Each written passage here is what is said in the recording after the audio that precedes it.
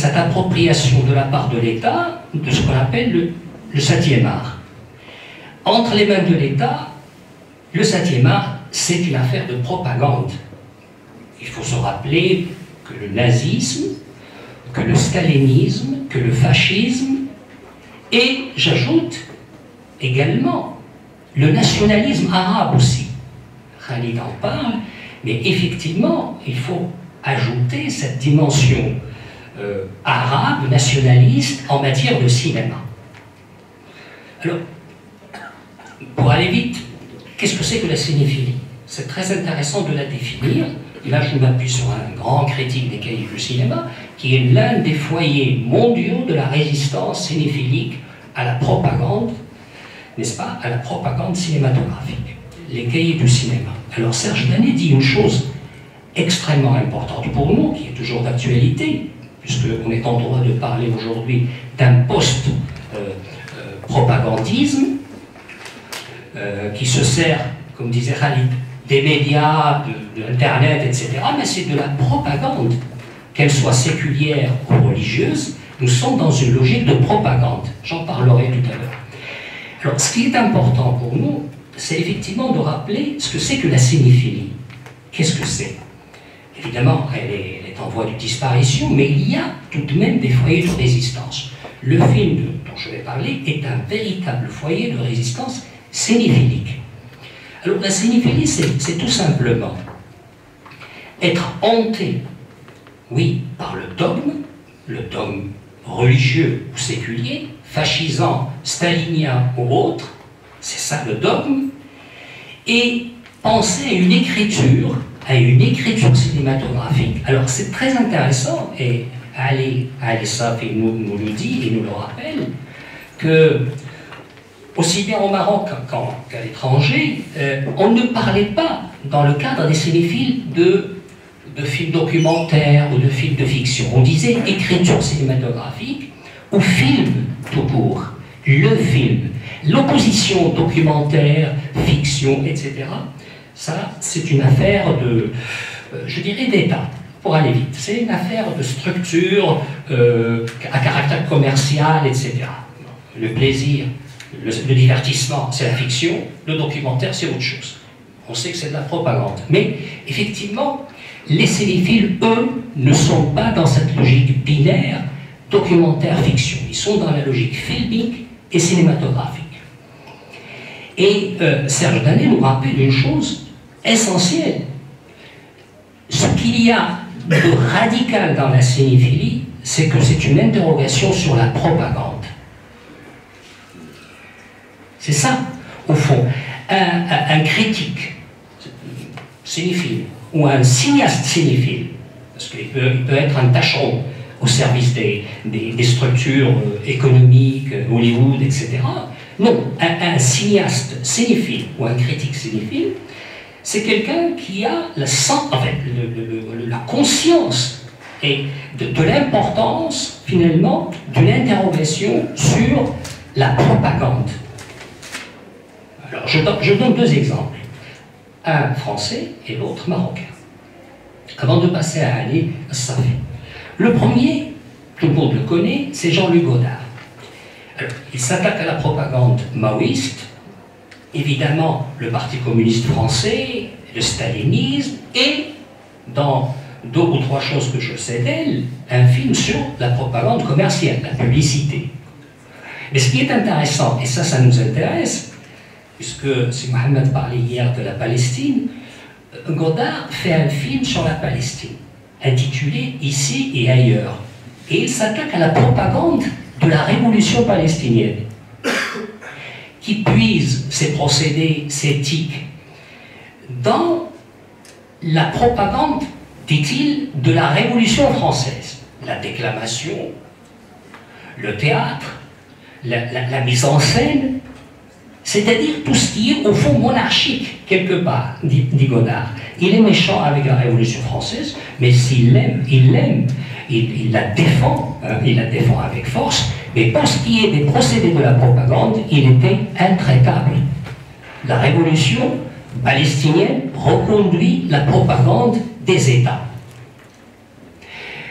Le deuxième exemple est celui de Polanyi. Polanyi, il rentre de Pologne, il était en Pologne, il a fait ses études en Pologne, et il débarque au CCM. Il travaille au CCM en tant que monteur. Alors ce qui est intéressant à observer, c'est qu'il a produit, il a réalisé des films dans le cadre du CCM et avec l'appui logistique du CCM. Alors, un film sur Tafaya, un film sur les actualités coloniales, un film sur Casablanca, intitulé d'ailleurs 6 et 12. Tous les films de Polanyi ont été censurés.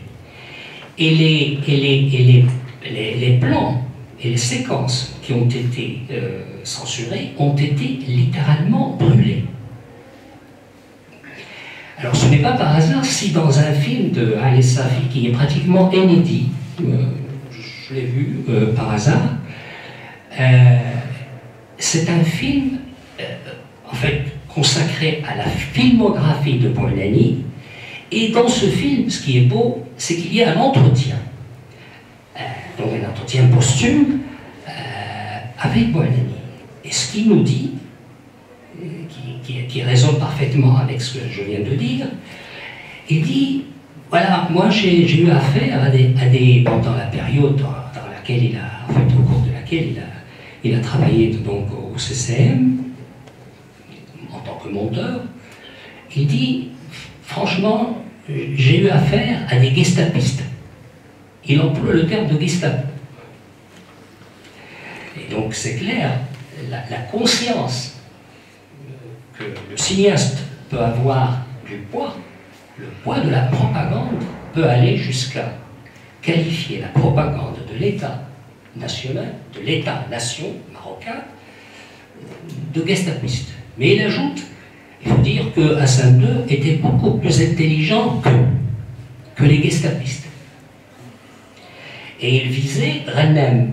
Alors Rennem, c'est le directeur à l'époque du CCM, et il faut le souligner, il a été le producteur, et son nom figure sur le générique de 6 et 12, un beau film, il est sur Internet, sur Casablanca. Et ce nom figure sur le générique en tant que producteur, bien avant le nom du réalisateur.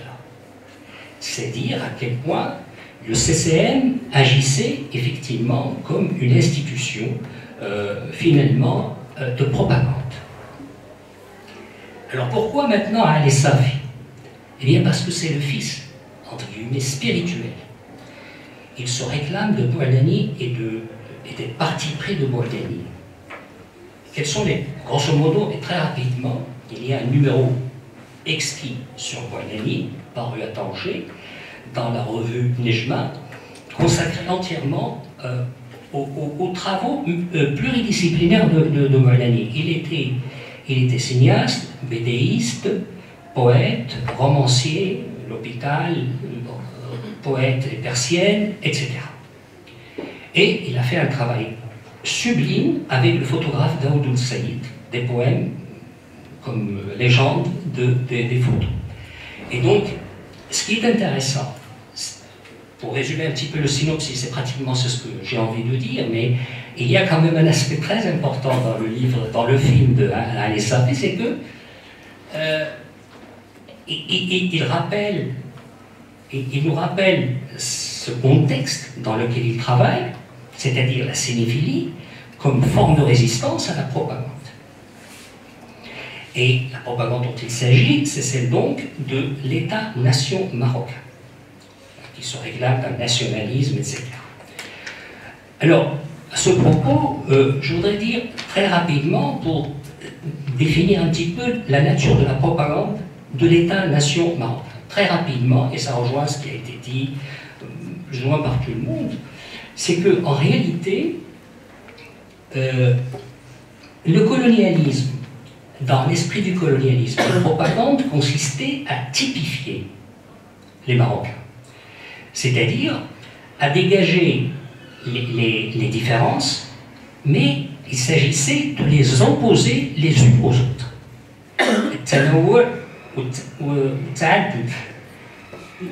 C'était ça. Donc, faire des différences, quelque chose qui puisse finalement empêcher de fédérer. Mais c'est ça, ne pas unifier. Il s'agit de diviser par la typification. C'est drôle, n'est-ce pas? On typifie, on a l'impression qu'on est en train de dégager la différence, mais en réalité c'est pour les opposer. Alors il y aurait donc le berbère, les cartes postales sur le berbère, il disait ça, la légende dit le berbère, l'arabe, le jeune arabe, comme s'il n'y avait pas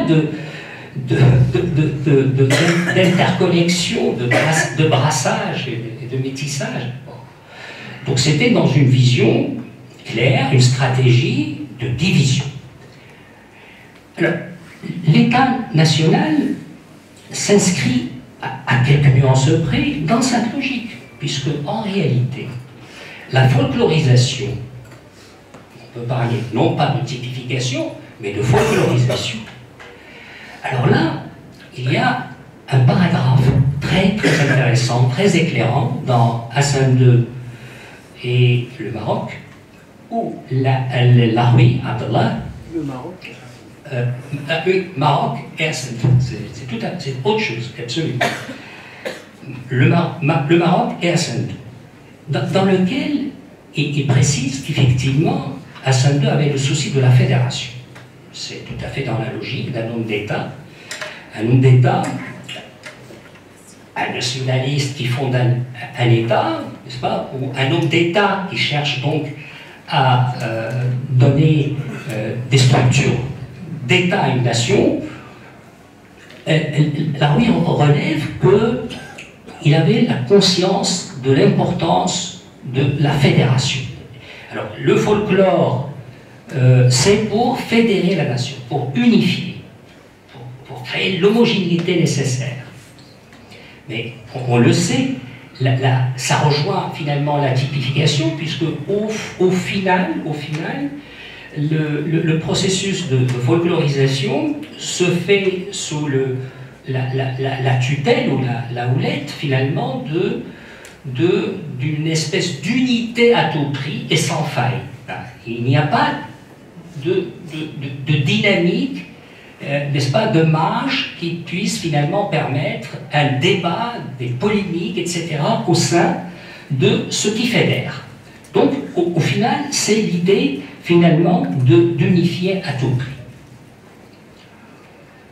Évidemment, le cinéma cinéphile, le cinéma qui est animé par donc une vision cinéphilique, qui s'interroge finalement sur cette dimension absolument propagandiste. Bon, ça a été entamé donc, finalement par les travaux de Bouhanani. Je rappelle Mémoire 14, c'est la réécriture des archives coloniales. Il les revisite pour mettre l'accent sur le processus d'expropriation, d'exploitation, de pillage. Hein? Et il se sert d'images faites dans un esprit colonial pour faire l'éloge du progrès, mais en réalité, il relève tous les aspects relatifs à l'expropriation, au pillage des ressources nationales.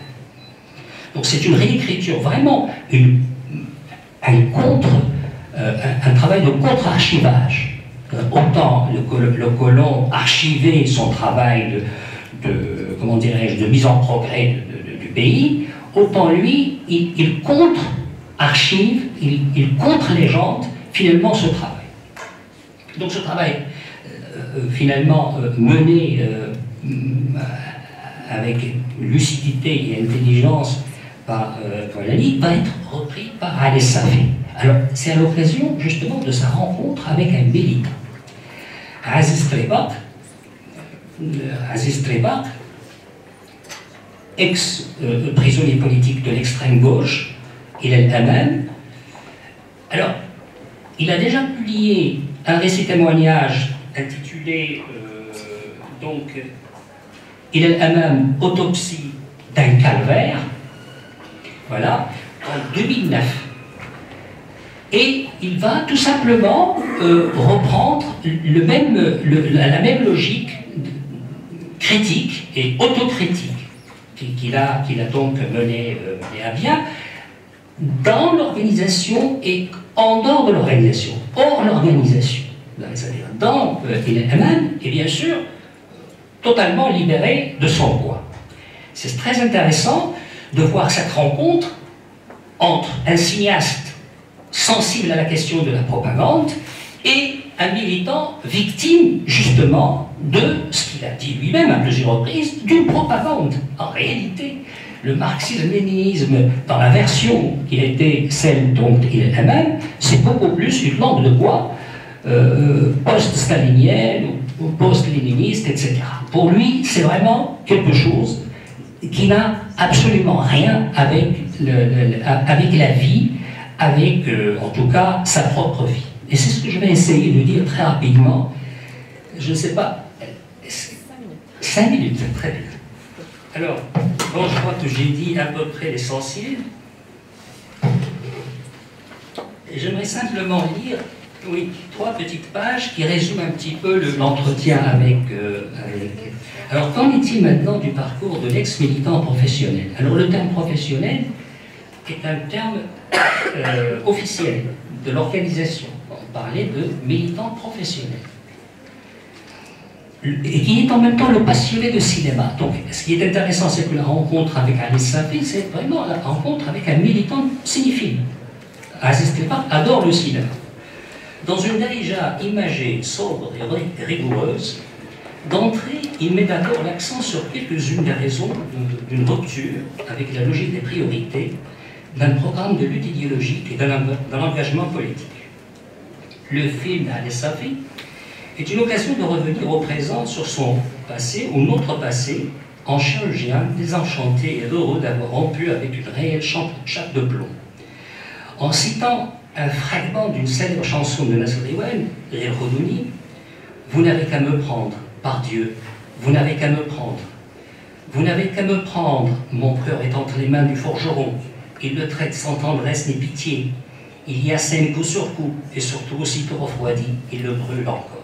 La bande-son de Wanted nous laisse, dès le générique, sentir et percevoir la sinistre atmosphère d'une époque largement marquée par la répression. Alors ensuite, pour ne pas être long, Trebark parle de son quotidien, du fait qu'il touchait quand même un salaire de 5 dirhams, ce qui ne l'empêchait pas d'aller au cinéma ni au café. Il ajoute effectivement le derby, le Kazaoui, l'Ouidad ou l'Ouak, c'était pour lui quelque chose d'important, de même que le cinéma. Et pour ce qui est de son menu, le menu quotidien, il nous le dit, c'était un journal, le petit marocain ou al-Muharrir, de la margarine, du thé, du pain et des olives.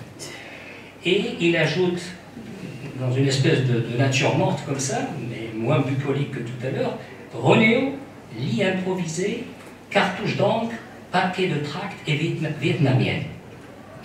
Lors de la Masira Khabra, il est dit dans Wanted, donc dans l'entretien, j'ai reçu ça, une gifle.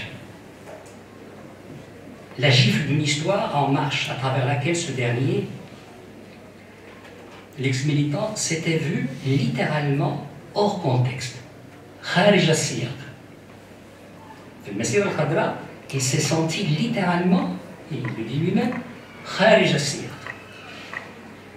Donc, je passe sur... Alors, ce qui est intéressant, vous allez me dire pourquoi le cinéma, la cinéphilie, ce qui est très fort dans le film, c'est qu'il met en résonance le parcours du militant et le parcours de certains personnages, comme le fameux personnage joué par le Habashi dans le coiffeur du quartier des pauvres. Il met en résonance le personnage de Sandre Duclos, de Tartaoui, de Gab lui-même, mais fait avec le concours de Tartaoui, les frères Tartaoui, et les choses avancent de la sorte, c'est-à-dire en mettant en résonance le parcours d'un militant porté sur la vie, mais en même temps soumis au poids d'un carcan, d'un dogme, et l'itinéraire de personnages absolument partagé entre une idée de liberté et le poids de ce qui se vit dans un quartier comme contrôle policier, et comme aliénation, parce que les gens sont le plus souvent aliénés complètement, sans conscience politique. C'est ce que, en tout cas, essaie de leur faire comprendre Hadashi dans le film. Merci. Et donc voilà, ce que je voudrais simplement dire pour terminer, c'est que effectivement, le cinéma a quelque part sauvé le militant. Et c'est ce que cherche à souligner le cinéaste. En guise de conclusion, je dirais que, en réalité, nous sommes face, au fond, à effectivement un paradigme, si je puis dire, la cinéphilie, les artistes, ou ce qu'on pourrait appeler les artistes archivistes. Hein, qu'il s'agisse de Maleh, finalement de Bouanani, de Ali Safi, ils ont tous un trait commun fondamental qui n'est pas souligné. C'est effectivement, ce sont des archivistes. Mais je crois que ce travail, et là je rejoins un avis formulé par un très fin observateur de la scène culturelle et artistique marocaine, qui s'appelle Mourad Montazami, qui est franco-iranien, qui est depuis quelque temps derrière quelques propositions d'artistes au Maroc. Et au sujet de ce qui se fait donc au Maroc, il relève effectivement trois mouvements ou trois catégories.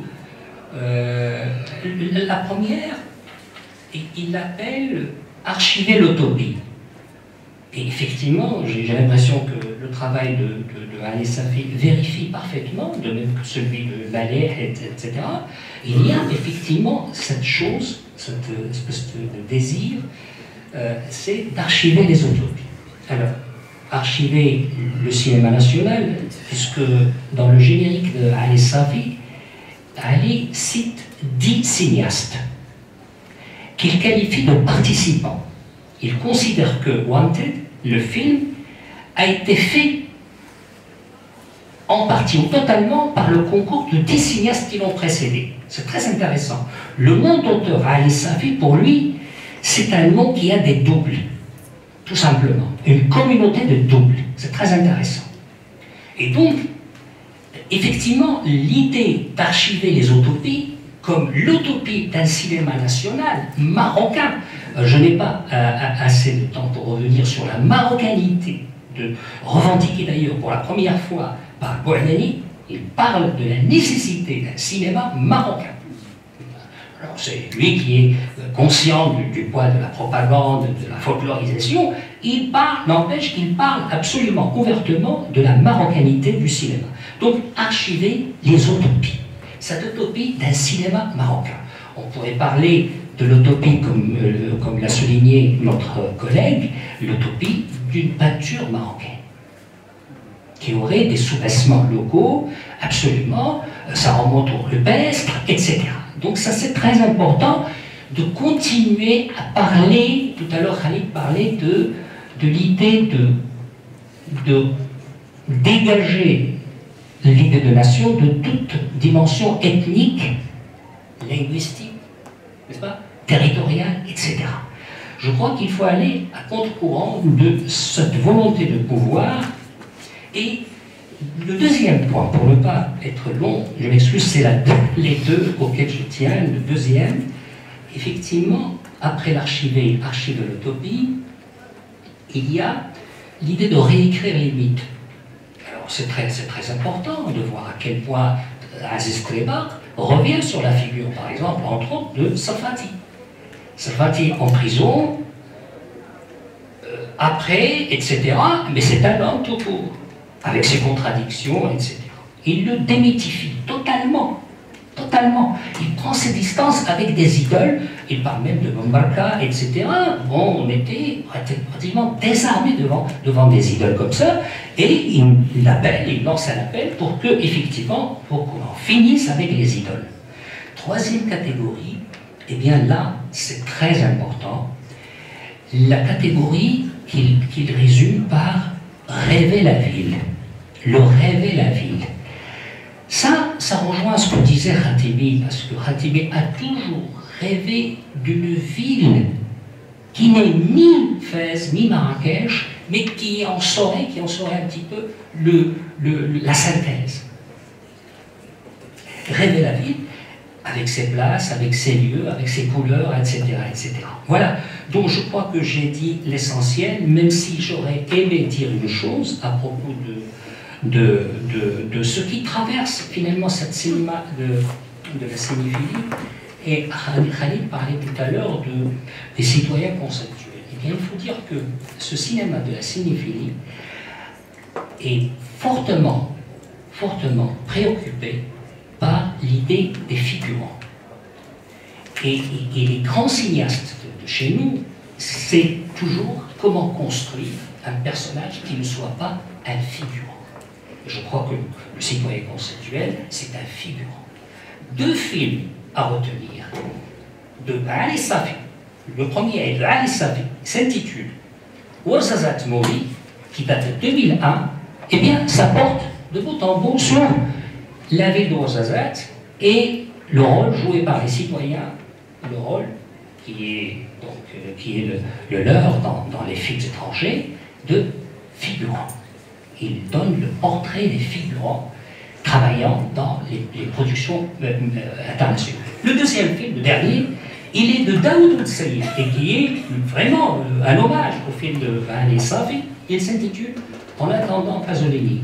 Mais c'est toujours la même chose, un figurant qui a déjà joué avec Pasolini, qui croit que Pasolini revient pour tourner un nouveau film, etc. Mais au fond, on est dans la dialectique du rôle subi, en réalité, et la quête d'un rôle assumé.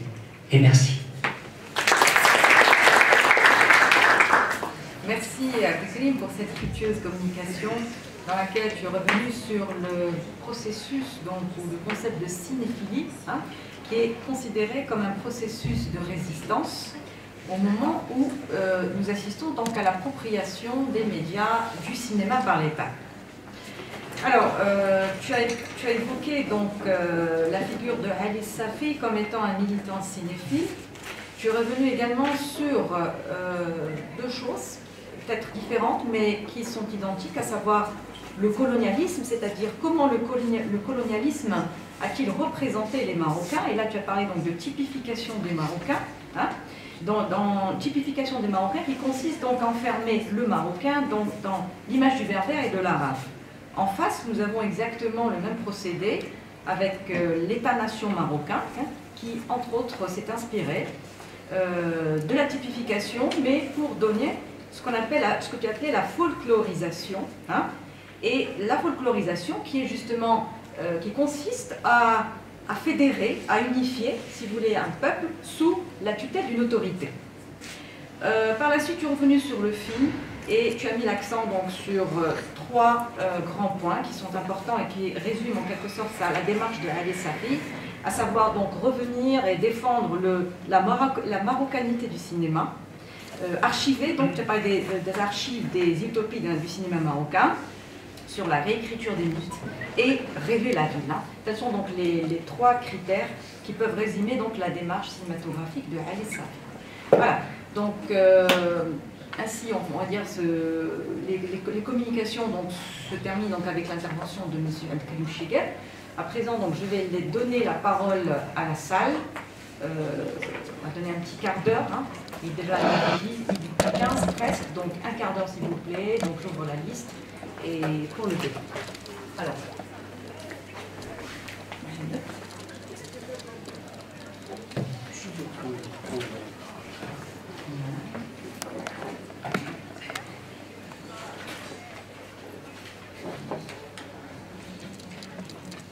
Alors, d'autres questions?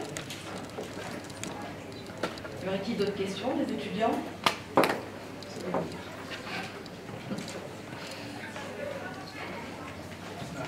Oui?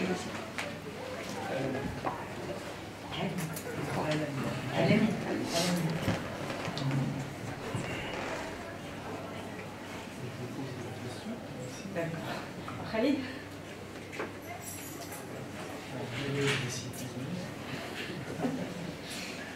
Alors, d'autres interrogations?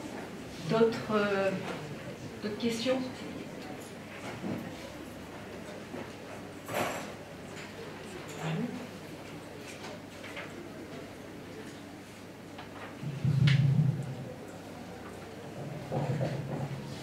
Non? C'est bon? On peut fermer la liste, c'est bon? Parfait. Donc, je donne la parole donc, à Mohamed Doras, hein, qui a demandé la parole en premier lieu. Voilà, merci. Voilà, je vais faire mes moyens. Je suis au micro. Bon, je vais d'abord revenir sur l'idée de communication, enfin, un certain nombre de communications. La première de Serge Khalq et l'importance de l'attitude originale, exemplaire d'André Gide. André Gide, vous l'avez dit, donc, qui faisait l'éloge à la fois appelé à la pureté de la littérature et en même temps une ouverture au cerveau. Et comment elle trouver une magistrale résolution à cette contradiction dans le fait que ce sont les œuvres qui ont su le mieux traduire le génie de leur peuple qui ont pu accéder à l'universalité. Et de ce point de vue, je me rappelle comment, par exemple, au moment de la Première Guerre mondiale, comment André Gide, à propos de la propagande dont tu parlais, était écœuré par les saletés qu'il y avait dans la propagande, le rabaissement de l'autre, en particulier l'allemand, comment dans certaines discussions mondaines, par exemple, il préférait s'enfermer dans le mutisme, comment il était accusé d'être germanophile. Et alors, curieusement, dans la Seconde Guerre mondiale, ceux qui l'accusaient de n'être pas suffisamment nationaliste se sont retrouvés dans l'autre bord. Des philosophes, Jacques Maritain, des intellectuels. Tu as parlé de la NRF. À un moment donné, il s'est désengagé de la NRF quand il a été, quand on fait la direction à Drieux-La Rochelle, donc le groupe de Drieux-La Rochelle, de ceux qui ont opté pour l'Allemagne. Donc vraiment, c'est une attitude exemplaire, parce que le E ayant fait dans l'idée de l'unité européenne, l'Allemagne est venue pour restaurer l'empire de Charlemagne, donc l'unité européenne, mais ils ont oublié les autres. Ils se sont enfermés, il y a eu des autodafés spectaculaires au début de la Première Guerre mondiale, dans le fameux comité de censure, des millions, 2 ou 3 millions d'ouvrages ont été détruits. Et donc, lui, il a sauvé cet idéal d'une littérature pure, mais en même temps universelle. Et concernant, en rapport avec l'idée de la mémoire, justement, la fragilité de la nation, dont vous avez parlé, mademoiselle, madame et Khalid, comment c'est un plébiscite quotidien, de chaque jour, et qui peut être révoqué à chaque instant, comme on le voit par exemple dernièrement en Catalogne. Mais aussi l'oubli, l'importance de l'oubli. Comment, dans cet article, dans cette conférence, célèbre conférence dans Renan, parle par exemple de l'origine slave des Prussiens. Les Prussiens sont des Slaves. Et voilà que les Prussiens... Et quelle prémonition! Plus tard, les Slaves étaient considérés par Hitler, par le parti nazi, comme des sous-hommes. D'ailleurs, c'est ce qui, au moment de l'invasion de la Russie, l'un des éléments de la propagande nazie était dépréciation de la race slave. Alors que ce sont alors que les Prussiens, le dit Renan, sont d'origine slave. Donc c'est très compliqué tout ça. Alors, rapidement, Khalid, tu sais l'amour que j'ai pour la passion que j'ai pour l'histoire du XXe siècle. Je me rappelle dernièrement, il y avait un incident tragique, dramatique, où les Marocains étaient impliqués à Barcelone. Et je suis un peu l'actualité espagnole. J'ai vu des militants de l'extrême droite, des phalangistes, les amis de Krim Shigen, les phalangistes se protestaient contre cette attaque. Et tout de suite, je me suis rappelé l'entrée des troupes franquistes à Barcelone, en 1939. Et comment les fascistes catalans enseignaient aux morts, aux Marocains, leur enseignaient, les troupes marocaines mortes, le général Yac, leur enseignaient les lieux où se trouvaient les républicains, les rojos, c'est-à-dire tous les Catalans. Comment on les incitait au viol, à l'assassinat. Et voilà, quelques dizaines d'années plus tard, c'est le même fasciste qui prétendait défendre la Catalogne contre les Moros. Voilà. Donc, de la même manière, toi que tu connais la France, c'est le maire de cette ville de Front National, Béziers. Excuse-moi de Ouais. t'interrompre. Rapidement, je termine tout de suite. La question. C'est un commentaire. C'est un commentaire que je fais. Donc, pour Ménard, Alain Ménard, tâcher de montrer l'invasion des immigrés, et les étudiants, les professeurs de géographie, d'histoire-géographie de la ville, lui ont rétorqué, lui ont dit, ah ben non, les chrétiens, au moment des croisades albigeoises contre les Cathares, au contraire, ils nous ont massacrés. Voilà ce que je voulais dire. Merci. Merci à toi. Abdelrahmi. Je veux le micro aussi.